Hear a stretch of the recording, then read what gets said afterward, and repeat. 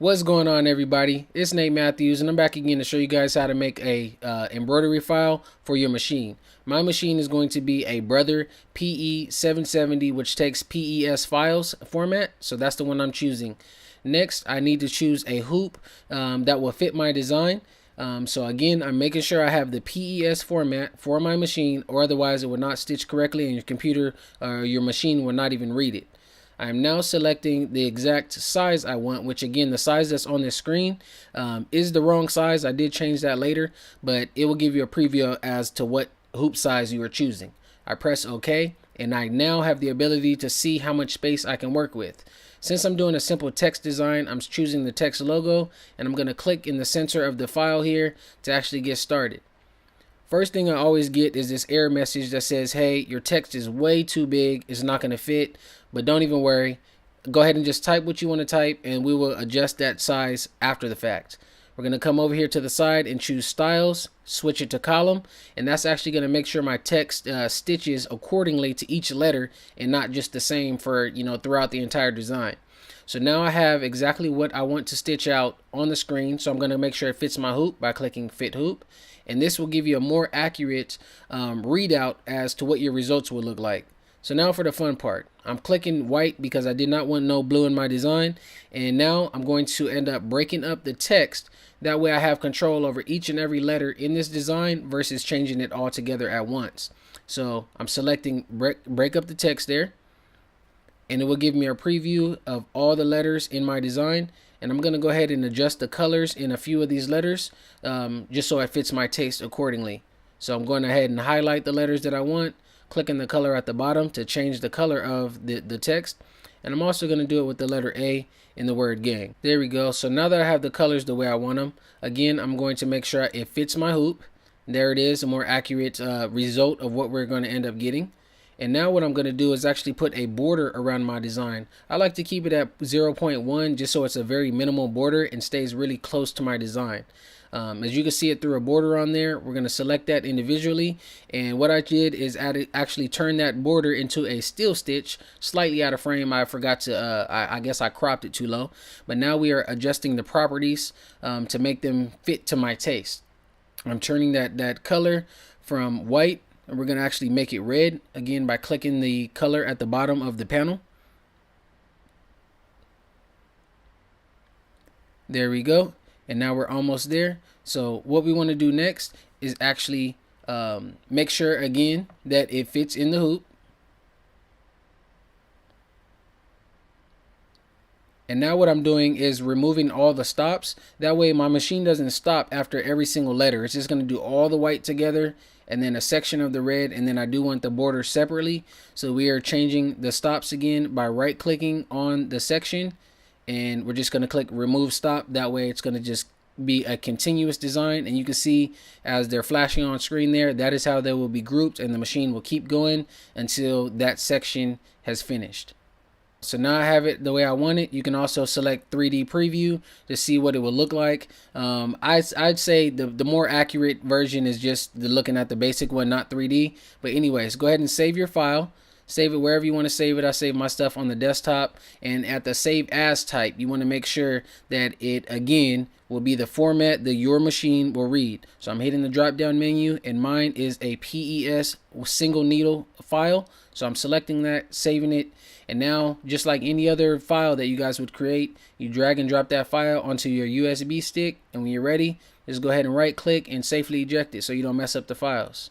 The size that I'm going to be using today, just as a sample, is going to be this micro mini one here. I believe this is like 1.5 by 2, an oval shaped hoop. I do already have it, the backing on, as well as the twill fabric. So I'm going to go ahead and insert that into the machine. So we're going to hoop that in there just like that. And then the colors that we're using for the design we made are right here.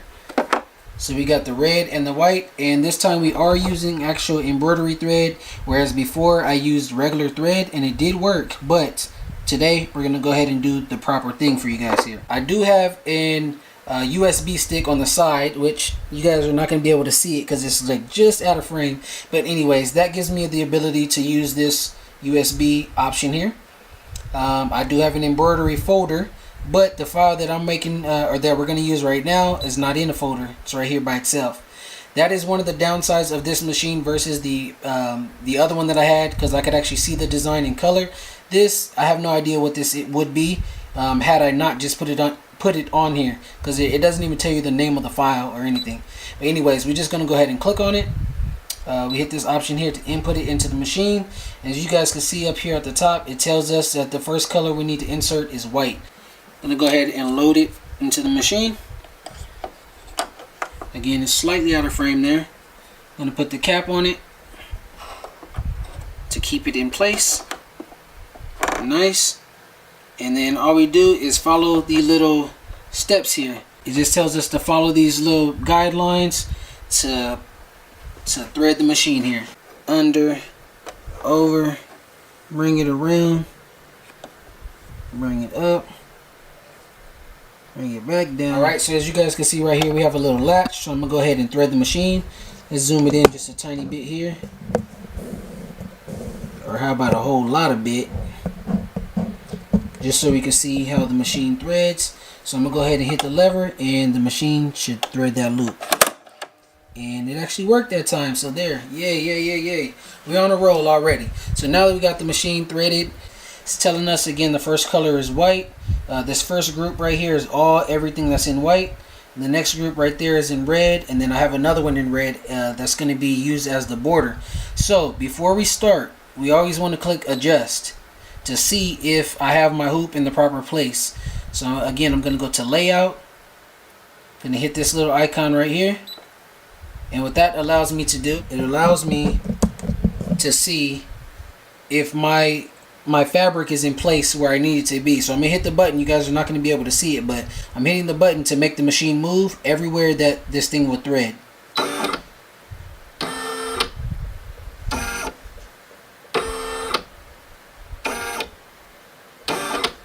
And that is actually perfect. Something else I want to show you guys is it different to what the last machine was. Right now I have it only tells you the color.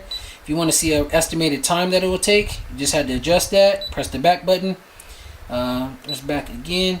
It says this design is going to take approximately 5 minutes, which is great. So let's get it started by pressing the dropping the presser foot. Turns green, lets you know that it's ready. We can actually close the machine there and begin.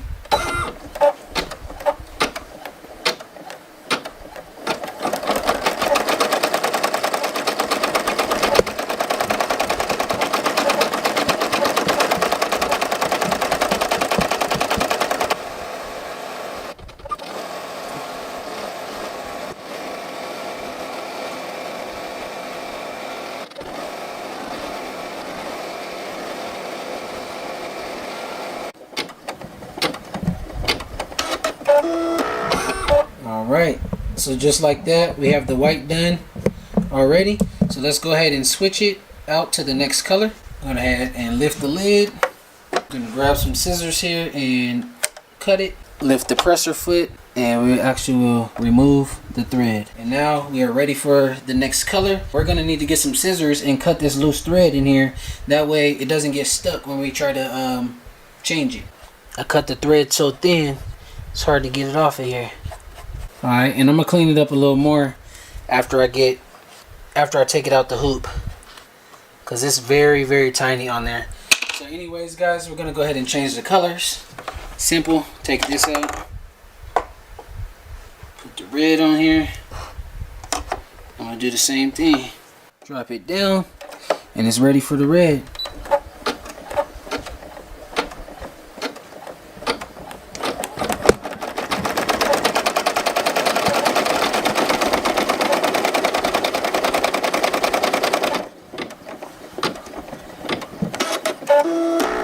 There we are, and the next color that it's ready for is actually the exact same color. I just wanted it on a separate layer pretty much.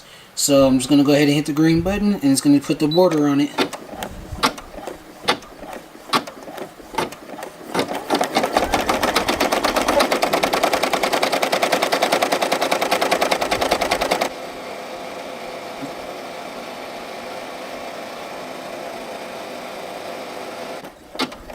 There it is, guys. finished. So I'm gonna go ahead and take it off the hoop. There it is, guys. So we're gonna need to get the scissors and clean up those extra strings that are hanging. But this is what the back looks like.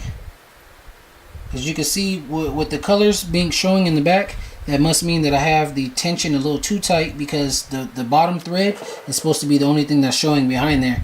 But I have mine set on like 5 right now. But it's okay. It's not going to really change anything. It's just like I'm wasting thread instead. But yeah, there it is. This is called fray check. And I'm going to put it on the edges before I cut it out. That way it doesn't, you know, break the threads or anything. And then I also will put some glue behind there, like a sheet of glue, iron it on, and I'll be ready to iron on any apparel, such as a hat or a t-shirt or anything. And there you have it, guys. This is the result of today's project. I went ahead and put some of that fray check on there to seal it in, and we actually made this tiny one right here. Check this out, man. This is super cool. So we got this little mini beer gang design right here, and on the back we just have some adhesive. This is the glue. This actually came from this sheet right here. What you do is just put it on the back of your design, iron it on, and then when you're ready for it, you can actually peel it off and glue it on to whatever you want, as in iron it on, and it'll melt and get stuck. Same thing that we had with this one. This right here, it was the original Beard Gang design right here, BRD G&G, as well as the tools that I use when I line up my beard and the products and stuff to keep it moisturized. And this one, I actually sewed this one on to that hat back there actually, but then I actually took it off. So this actually still has the stuff behind it. You can kind of see it shining. So I never actually ironed it on. I just sewed it on. Whereas today, I didn't really want to do the sewing thing because it was hurting my hands.